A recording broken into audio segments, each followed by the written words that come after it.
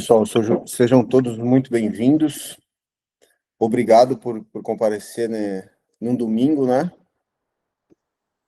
E eu acho que é muito importante, principalmente a gente que está finalizando o ano e vai começar o ano, ter mais reuniões como essas.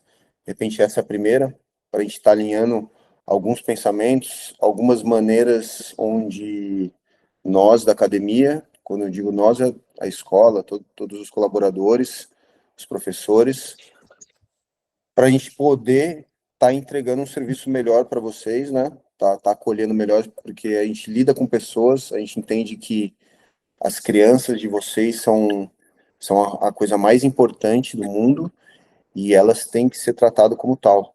Eu também tenho filhos, eu também passo por essas situações e isso faz com que eu tente ainda melhorar mais o como a gente está trabalhando. Então, antigamente, nós chamávamos muito a nossa escola de academia. E por quê? Porque ela vem se transformando numa escola, acredito eu, né? Não só pelo nome, né? Porque a gente poderia colocar um nome, trocar uma academia por escola e não mudar nada e talvez não fizesse muito sentido. Mas uma escola, para mim, é um lugar onde tem uma metodologia de ensino bem entendida, né, por ambos, e tem um time que está engajado, um time que tem esse propósito de poder estar oferecendo o melhor de si a cada dia. Obviamente, nós não somos perfeitos, né, mas não ser perfeito não tem nada a ver com buscar essa perfeição. Então, um dos meus propósitos é esse, é tá melhorando a cada dia. Por isso é muito importante o feedback de vocês. Então, eu sempre tenho um problema com, com professores ou com alunos, principalmente a gente tem problemas de brigas entre eles, ou alguma coisa que acontece. É importante que vocês, pais, estejam me comunicando, para mim entender o motivo disso e a gente poder achar uma melhor maneira de poder resolver isso para ambos os lados e principalmente para o filho de vocês, né? Eu acredito muito que o jiu-jitsu ele é uma ferramenta, ele é uma ferramenta de auxiliar, de auxiliar. Então, eu sempre falo que as primeiras defesas pessoais de um ser humano teria que ser a natação e o jiu-jitsu, porque ao longo da nossa reunião aqui eu coloquei algumas pautas e eu vou poder estar explicando melhor para vocês isso. Mas dentro da metodologia, eu acredito que todo pai ele acredita que o jiu-jitsu vai auxiliar na educação, vai auxiliar a criança a superar obstáculos.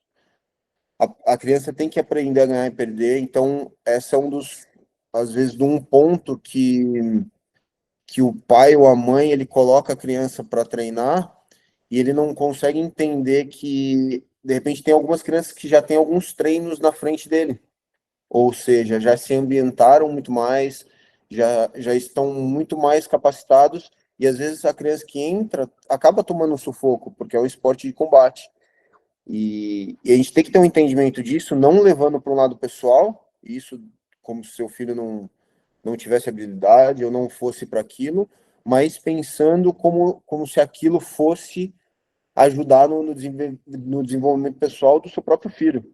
Isso, é esse sistema de ganhar e perder, a criança entender que tem que ter um mérito, ela tem que ter uma quantidade de treinos, por isso que a graduação a gente coloca uma quantidade de aulas por grau, porque ele tem que entender que a hora que ele quer ganhar aquilo, ele não pode, ele tem que ter um merecimento naquilo. Então, isso é muito importante que vocês, pais, estejam alinhados com os professores, justamente para a gente entender essa parte. A parte de respeitar as pessoas e suas diferenças, a gente tem que estar o tempo inteiro, os professores tentam fazer as crianças estarem tendo esse respeito. A ideia desse espaço novo que a gente vai abrir é justamente estar cada vez mais separando as crianças por idade, né?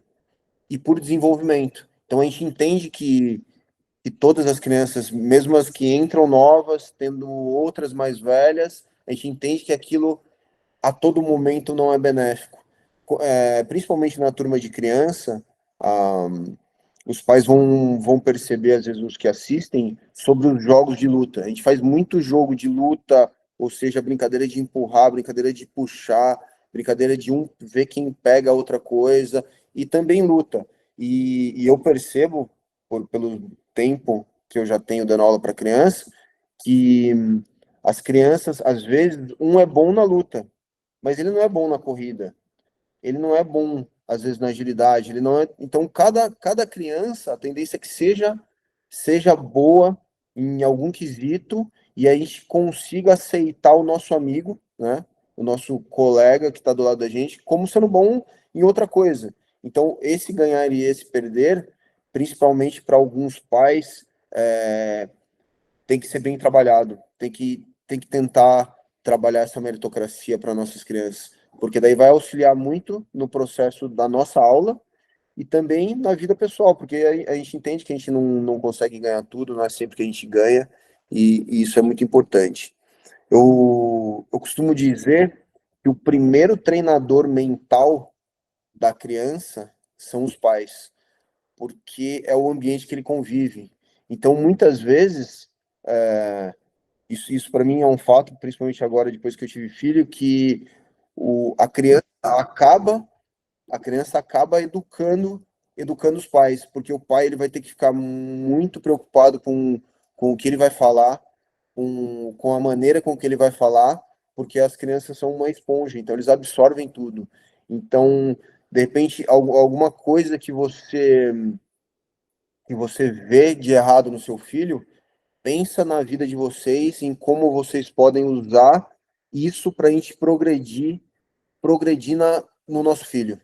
Então, de início parece estranho. Às vezes eu presencio algumas crianças chegarem no ponto de terem que ir em psicólogos, terem que até tomar remédio, medicação, e eu acho que isso tem que ser feito quando chega a esse ponto. Mas eu acho que antes de chegar a esse ponto, eu acho que se os pais ali tiverem tentando olhar essa parte, eu acho que vai ser muito, muito benéfico, tanto para a vida das crianças como para a vida dos pais, a hora que eles estão convivendo e estão ficando adultos, enfim, vai ajudar muito. Tem uma historinha que eu escutei esse dia, e agora, esses dias, que eu vou até pedir, agora começou a entrar o pessoal, que eu vou pedir para vocês, se cada um tem uma opinião. Teve um certo viajante que ele chegava num vilarejo e ele contava muitas histórias. E ele indagou todos da turma lá o que as pessoas achavam mais importante. Se era, se era o destino que o viajante ia, ou se era toda a jornada que o viajante ia. Então, só para não ficar chato só eu falando aqui, vocês escutando, eu gostaria que vocês opinassem aí. Quem acha que é o destino, levanta a mão e fala um oi aí. Quem acha que é o destino, uma parte importante, né, do viajante. Ninguém acha que é o destino? E quem acha que é a jornada?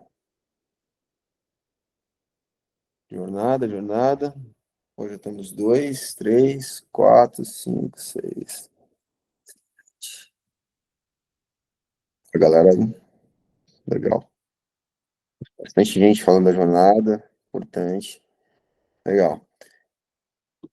E a, res, a resposta do viajante foi que o mais importante era a companhia. Ou seja, quem estava do seu lado nessa jornada, nesse destino. E eu acabo vendo essa parte com os pais sendo a parte mais importante. Então, às vezes, o pai quer que o filho seja tanto a alguma coisa, ou pense tanto na jornada que o filho, às vezes, só quer a companhia dos pais. E isso na parte, principalmente de competição, a gente vai fazer um campeonato interno daqui 2 semanas, seria interessantíssimo que vocês colocassem seus filhos para participar, principalmente para vocês tentarem mostrar para eles o que é estar do lado, principalmente numa situação que não dê certo. Porque, imagina, tem um só campeão. E aí você imagina que o resto são todas pessoas que perderam. E aí o mundo vai acabar por causa disso. Então, talvez a companhia. Então, pensem bastante nisso, pais aí, professores. Então, eu também tinha respondido a jornada quando esse tal viajante perguntou e quando ele deu essa resposta sobre quem está do seu lado, a companhia. Isso ficou muito claro para mim sobre ter uma academia, ter pessoas que pertencem, né? No final aqui do dia eu vou falar sobre o ano que vem, nós termos mais eventos para unir mais, para socializar mais as pessoas, enfim, isso é muito importante. E a outra historinha que eu escutei também, que talvez algumas pessoas tenham escutado, que é uma historinha de Gandhi. Eu não sei se é verdade, mas chegou uma moça e falou assim para Gandhi, falou, Gandhi, eu gostaria que você falasse para meu filho parar de comer açúcar. Ele falou, ok, tudo bem, volta daqui um mês aqui. E aí daqui um mês a mãe voltou, ele olhou para a criança e falou, criança, como é seu nome, Joãozinho? Para de comer açúcar. Daí a mãe dele falou assim, nossa, mas você demorou um mês para mim voltar aqui, não sei falar isso que eu podia. Ele falou assim, eu tive que ficar um mês sem comer açúcar para poder chegar para seu filho e falar para ele parar de comer açúcar. Então, às vezes, nós como pais, como educadores, quando a gente fala alguma coisa, ela tem que ser de coração, ela tem que ser de uma maneira que você realmente possa falar para o seu filho, faça isso ou não faça aquilo. Então, por minha parte como professor, às vezes eu falo isso no grupo dos professores da academia, que eu jamais pediria algo para eles que eu não possa fazer, ou não esteja disposto, ou mesmo já não tenha feito. Então, essa é outra situaçãozinha que eu gostaria que vocês repensassem sobre seus filhos, sobre a atividade física, sobre a própria alimentação deles. E aí eu coloquei até um adendo aqui que a gente está contratando na academia, que é uma parte bem difícil, uma mãe que seja uma psicóloga, uma psicopedagoga, e os pré-requisitos dela seja fazer atividade física ou, de preferência, fazer jiu-jitsu, para ela estar entendendo o que a gente sente, pessoal, que a gente sente treinando, para a gente conseguir poder melhorar a vida das crianças ou até dos adultos aí. Então, se vocês souberem de uma mãe com todos esses pré-requisitos aí, ela será muito bem-vinda à nossa equipe aqui que a gente tá pedindo, tá? Pessoal, eu disse no começo que o jiu-jitsu a gente usa como uma ferramenta, uma ferramenta de desenvolvimento. Então, a ideia é que as crianças tenham um autoconhecimento melhor, comecem a se conhecer melhor, que elas socializem, que elas tenham mais saúde, e aí a gente tem algumas virtudes que a gente costuma usar na nossa academia, uma que é de coragem. Então, coragem é algo treinável. É super importante que vocês pais estejam do lado dos seus filhos, incentivando esse processo de encorajar. Como eu disse no começo, uma criança que ela entra a treinar, ela não tem a mesma vivência de uma criança que já está lá 2 meses, 1 ano, 2 anos. É super normal que ela não sinta tanta confiança, que ela não tenha tanta coragem. E isso tem que ser treinável. A gente está o tempo inteiro ajudando essa criança, ajudando o seu filho a melhorar a coragem dela. Essa coragem é super treinável. Então, tem uma situação que, antes de eu ter pegado minha faixa preta de jiu-jitsu, eu peguei minha faixa preta de judô. E eu acho, historicamente, é muito próximo o judô do jiu-jitsu. O jiu-jitsu que a gente faz, ele veio do mestre Jigoro Kano, que foi o fundador do judô no Japão. E, historicamente, o jiu-jitsu estava muito mal falado lá. Ele acabou mudando o nome, colocando alguns processos, porque ele acreditava que se você treinar uma pessoa sem educar ela, você você forma um monstro, só que por uma situação que não é tão boa. Agora, se você colocar educação, você vai formar um soldado do bem para o resto da vida. Então, eu sou um cara adepto do judô, sou faixa preta de judô, sou faixa preta de jiu-jitsu, mas ensinando principalmente as crianças, muitas pessoas me perguntam, Pedro, por que não aula de judô e aula de jiu-jitsu? Porque a maneira de lutar é a mesma, a gente consegue lutar da mesma maneira. A diferença tá que são regras diferentes, então quando a gente coloca regras diferentes, muda o jeito de lutar. Mas você imagina assim, se eu perguntasse para vocês, quando o seu filho estivesse numa situação difícil, você gostaria que alguém fosse lá e ajudasse ele, ou que ele se desenvolvesse e saísse de lá sozinho, conseguisse resolver o problema dele sozinho? Essa para mim é a diferença do judô e do jiu-jitsu. No judô, quando a gente cai no chão numa situação ruim para a criança, o judô para e volta em pé e continua a luta. Ok? É um esporte. No jiu-jitsu, quando a criança cai numa situação ruim ali no chão, ela vai ter que começar a se desenvolver, passar por um certo apuro para ela começar a sair dali. Até que aquele apuro não seja tão ruim ficar ali naquilo lá. Até que aquela situação ela entenda que é momentânea. Que se ela agir tecnicamente, não agir emocionalmente, querer sair, começar a chorar todas as vezes, ela vai ter muito mais benefício. Então, essa é a história entre judô e jiu-jitsu. Não sei se vocês conseguiram entender, se eu consegui ser bem claro para vocês, mas é essa a maneira que eu penso. Então a luta é a mesma, mas a maneira de resolver o problema, de repente sair dali, é o que faz a diferença. A criança nós somos mamíferos, né? Eu vou fazer essa analogia porque eu escutei esses dias essa analogia e para mim fez muito sentido. Todos os animais, os mamíferos, eles, desde que eles nascem, eles são treinados pelos pais para sobreviverem e para se alimentarem. Então, as brincadeiras com que os pais fazem com o gatinho, com o cachorrinho, com o tigre, com o leão, ou seja, eles sempre fazem brincadeiras desenvolvendo habilidades para esse filhotinho, quando ficar um pouco mais velho, na vida adulta, ter capacidade, ter autoconfiança para poder se desenvolver. E com nós, seres humanos, não acontece mais isso. Talvez um dia aconteceu, mas hoje a gente tem geladeira, hoje a gente não precisa mais Hoje nossos inimigos são outros, né? Hoje a gente tem depressão, tem ansiedade, tem muitas coisas que podem acabar atrapalhando a nossa vida e acaba que os pais eles estão tão preocupados com o trabalho, com muitas coisas, que eles perdem um pouco do brincar com os filhos. Acontece isso? Tem alguém que brinca de luta com o filho aí? Alguém? Se tem alguém que brinca, levanta a mão aí.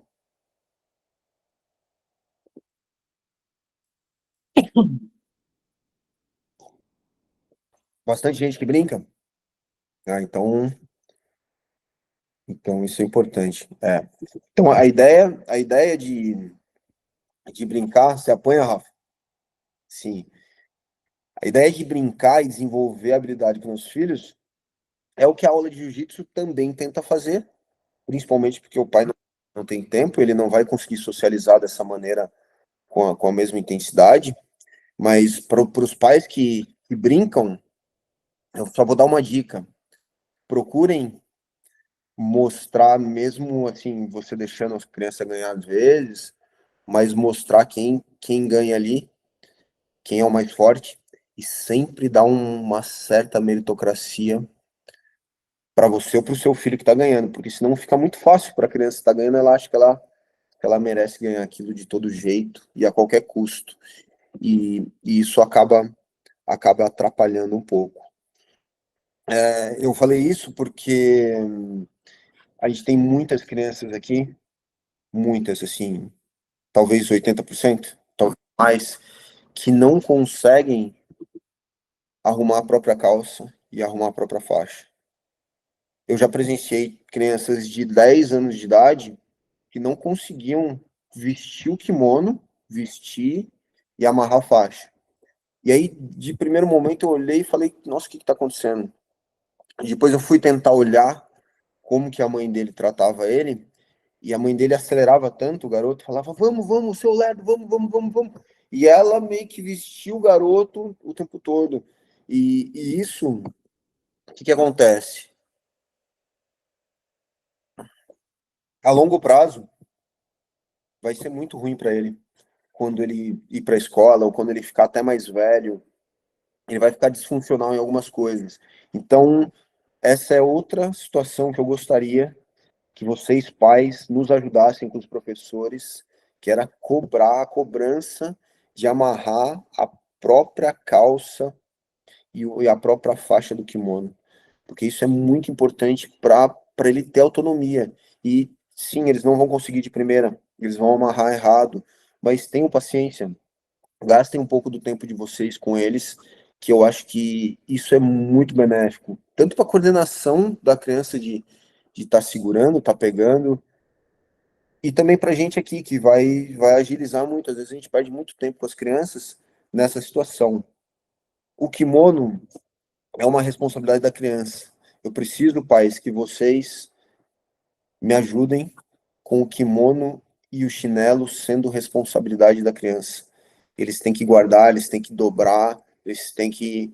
Mesmo eles não vão conseguir no começo, mas isso é muito importante. E às vezes eu acabo cobrando, e aqui na aula, porque eu cobro pensando nessa parte boa. E às vezes ele não tem a cobrança em casa, então ele acha que não é tão relevante. Mas eu garanto para vocês, pais, o kimono tem que ser responsabilidade da criança. Ela tem que cuidar disso, e a gente vai dar um jeito nas próximas graduações de dar uma enfatizada muito boa nisso aí, ok? Qualquer problema que a criança de vocês tiverem entre briga, sofrer bullying, contatos com crianças, bateu, apanhou, eu preciso que vocês me informem isso.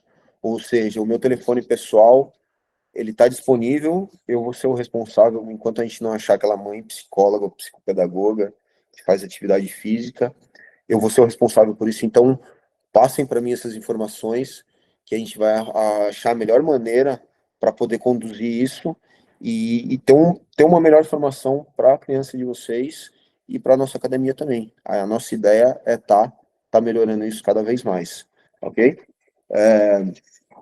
Uma parte que eu queria falar com vocês sobre neurociência e aprendizado é algo que eu já escuto há muito tempo, que isso já é provado, mas depende um pouco de vocês, pais, sobre os pais assistindo o treino. Eu entendo que às vezes a criança é pequena, que a gente tem que ter que de vez em quando é até legal assistir, eu acho que é interessante, mas vocês ficarem assistindo o tempo todo, essa conversa. Vocês assistindo o tempo inteiro a criança se desenvolvendo, não é benéfico, nem para a criança e nem para o coleguinha que está do lado que o pai não está assistindo. Então, imagina que vocês vão pensar nisso na hora, mas que a criança entra e ela não consegue fazer uma cambalhota, uma estrelinha, e quando ela não consegue, ela visualmente ela vai fazer contato com o pai ou com a mãe que está assistindo. E ela vai ficar super envergonhada, porque o pai com a mãe é a coisa mais importante na vida das crianças. E, e com isso, ele vai se sentir super mal, ele até nem, muitas vezes, nem vai querer voltar a treinar. Beleza. E se ele consegue, ele vai ficar super feliz. E aí o que não conseguiu? E o pai com a mãe não estão ali? Essa situação eu gostaria que vocês repensassem, pais. É uma situação onde eu não posso tá obrigando a, a, a deixar de assistir ou não a aula, mas eu acho essa parte super importante.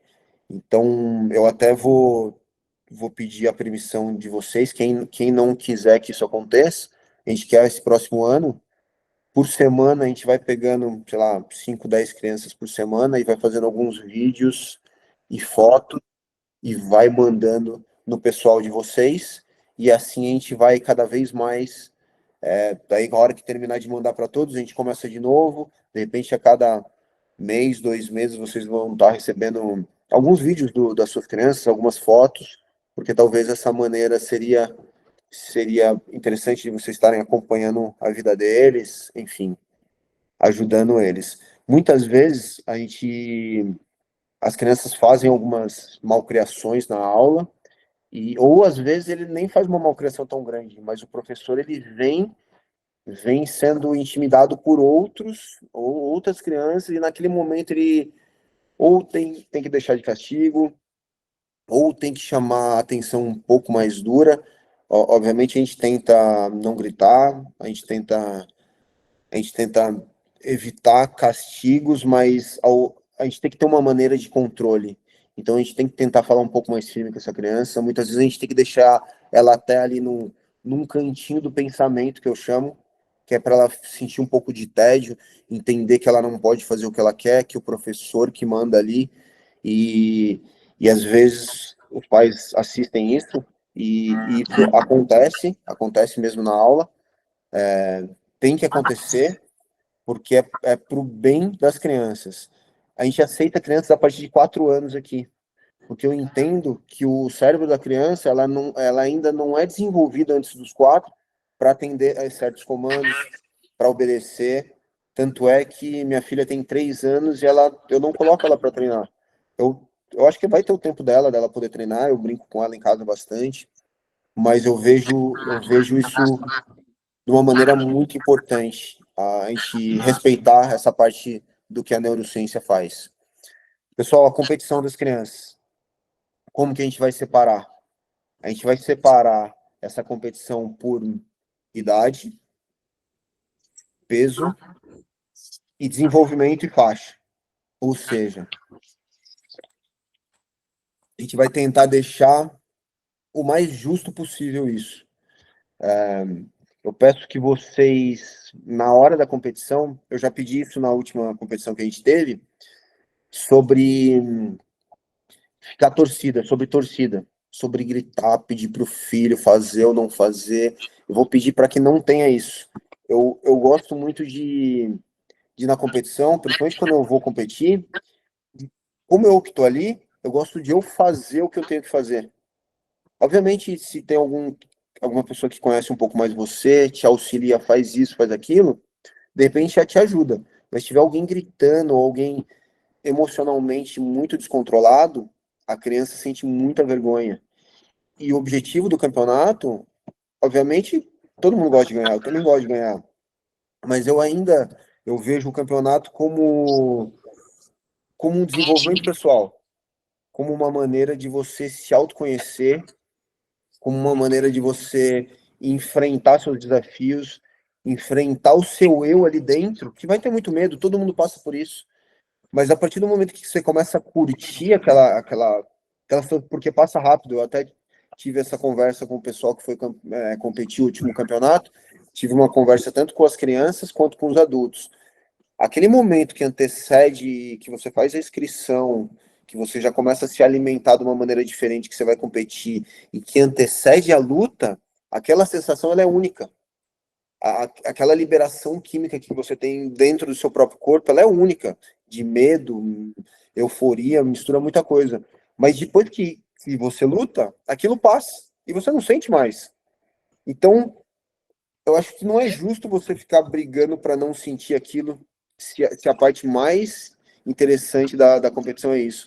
E se desde pequeno as crianças elas vão entendendo que sentir aquela situação na competição é benéfica, aquele frio na barriga, e elas vão aprendendo a controlar, a- eles vão se tornando pessoas muito mais responsáveis, pessoas muito mais controladas emocionalmente, pessoas que fazem escolhas melhores, porque a ideia de você poder, numa situação de perigo, numa situação que você precise cumprir alguma obrigação, você escolher a melhor situação é o que te leva para um nível superior.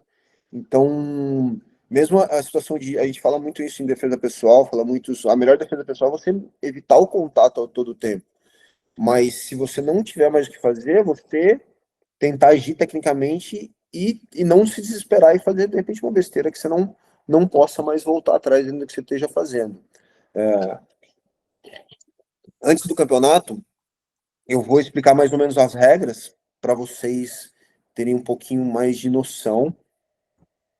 A ideia é também gravar vídeos para de repente ficar liberado para vocês entenderem um pouco melhor as regras, mas eu queria bater bastante em cima dessa conduta, principalmente dos pais, né, com os filhos, e no apoio que o filho precisa ter, principalmente o filho que perdeu. Aquele filho não é que ele perdeu, que ele aprendeu, né? Que ele não foi tão bem ali no campeonato, e ele precisa do seu apoio, ele precisa que você leve ele chupar um sorvete, ele precisa, por aquela situação, ele que precisa escutar de você que ele tá muito, que você tá muito feliz por ele ter enfrentado aquela situação, enfim, por você estar ali do lado dele. Isso eu acho que você vai construindo uma criança cada vez mais forte e mais pronta para enfrentar a vida aí que a gente tem. Pessoal, a graduação já aconteceu alguns erros de entregar graus, de, de diversas coisas que eu acredito que é de total responsabilidade minha, porque eu que organizo tudo, mas eu tô a cada dia colocando mais profissionais para a nossa equipe de professores cada vez cresce mais com o intuito de poder melhorar. A gente vai, a gente vai esse ano adicionar os graus coloridos, que a gente chama de graus comportamentais, e o objetivo desse grau comportamental é ter um reforço positivo na. Vai, vá, vai, vá, eu acho que o seu microfone está ligado. Desativar, beleza. Desativei aqui. Boa. Pessoal, vamos lá. A ideia desses graus comportamentais é ter um reforço positivo. Então, basicamente, a gente vai ter 4 cores, né? Que a ideia é ter um equilíbrio entre a casa, a escola e a nossa escola. A escola que a criança vai, a casa e a nossa escola, e também envolvendo alimentação. A ideia é com que a criança entenda os benefícios de se alimentar bem e treinar bem. E aí entra tudo naquilo que eu falei para vocês dos pais, da historinha de Gandhi, da historinha do viajante. Eu acho que a gente vai conectando e faz com que onde a gente vive, onde a gente mora, onde a gente treina, que é nosso ambiente, seja o melhor ambiente possível. Então, dizem que as pessoas, elas acabam se tornando o seu ambiente. Então, o objetivo meu com essa reunião, com tudo, é a gente começar a ajustar essas coisas para a gente tornar nosso ambiente o melhor possível. O ano que vem, nós vamos soltar calendários trimestrais, semestrais, a ideia é até chegar a ser um anual, mas isso depende um pouco da nossa organização, que está iniciando isso agora. E festa junina, então, quando eu peço o apoio dos pais, tentem sempre mandar sobre feedback de vocês com as crianças, de como tá, positivo, negativo, tudo que vocês falam para a gente, pais que têm problema com criança que está batendo ou que está apanhando, eu tenho certeza que isso a gente tá organizando e tá melhorando cada vez mais o ambiente de vocês, ok? Isso era basicamente o que eu tinha que falar. Eu não sei se algum dos professores que estão aí, dos professores infantis, se alguém quiser ter uma palavrinha, falar alguma coisa, se algum pai quiser perguntar ou falar alguma coisa também, está livre o microfone, ok? A última coisa do sistema de graduação, eu falei que dos graus coloridos que a gente vai implantar esse ano, e os que a gente já tem, a Confederação Brasileira de Jiu-Jitsu, ela aumentou algumas aulas por faixa, e isso a gente vai ter que seguir. O ano que vem a gente vai seguir, mas a gente tem duas situações que eu acredito que ajudaram muito as nossas crianças no desenvolvimento delas e também na troca de faixa delas, que é as nossas faixinhas transitórias. são as faixinhas que não tem na Confederação Brasileira ainda. E eu estou decidindo para ver como a gente vai fazer, e isso são para as crianças de 4 e 5 anos. Aí os pais das crianças de 4 ou 5 anos, depois na academia, quem tiver alguma dúvida, pode me chamar para conversar, que daí eu vou explicar exclusivamente para esses pais, ok? Professores aí, tem alguém? Alguém quer falar alguma coisa? Algum pai quer falar alguma coisa? Se algum pai quiser, já levanta a mão, pode pegar o microfone aí. Patrícia, quer falar?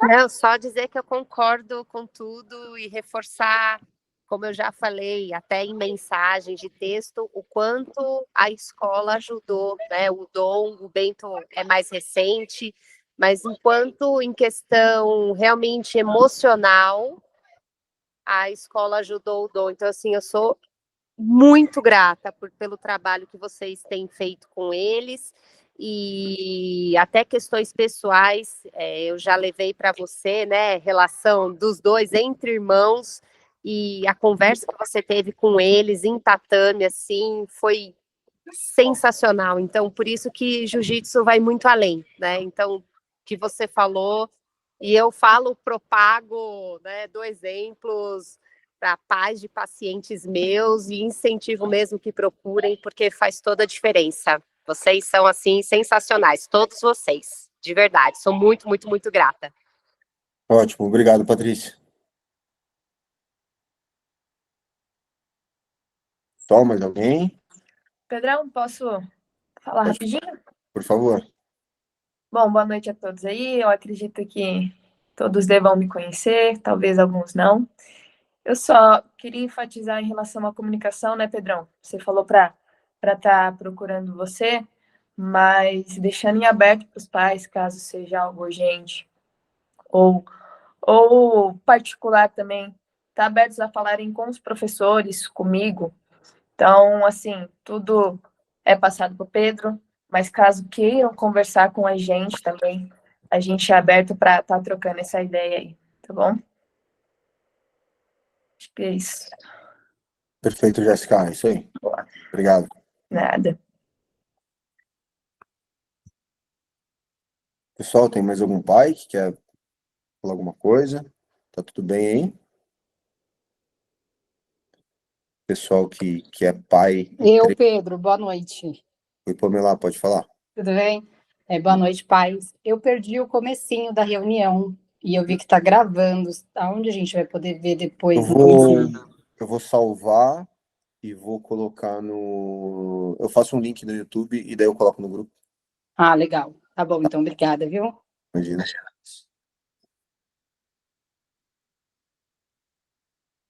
Pessoal, então acho que ninguém tem mais nada a falar, né? Depois, mais pra frente, a gente vai fazer uma...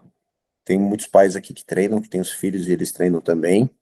Vou fazer também uma reunião explicando como a gente vai levar a parte dos adultos, né? Principalmente a ideia desse espaço novo que a gente vai ter é ampliar nossos horizontes, melhorar o ensino, fatiar mais o nível de aprendizado dos alunos e das crianças, enfim, de todo mundo. E a gente, acho que seguindo com algumas reuniões, assim, explicando algumas coisas, acho que fica bom para vocês e também para a gente, para os professores, colaboradores. Ok? Vou agradecer a participação de todos. Muito obrigado. Depois eu coloco o link lá no YouTube. Quem tiver alguma dúvida depois, pode me chamar, chama os professores. Nós estamos abertos para tentar finalizar esse ano aqui da melhor maneira e começar o ano com muita energia positiva, com muito trabalho, com muita dedicação no que a gente faz. Ok?